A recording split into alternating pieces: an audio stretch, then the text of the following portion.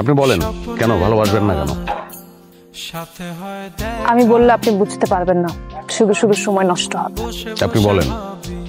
আপনি নিতে পারবেন না। আমি নিতে পারবো, আপনি বলেন। আমি বলছি আপনি নিতে পারবেন না। আপনি অন্য কাউকে ভালোবাসেন? না। আপনি বিবাহিত? না।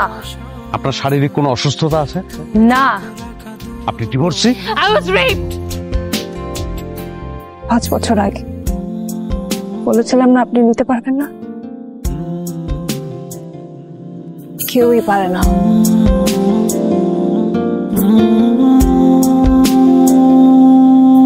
তার স্বপ্ন দেখে রাত চলে যায়, তারপর আসে ভোর, তারপর আমার ঘুম ভাঙে, দেখি ব্যস্ততা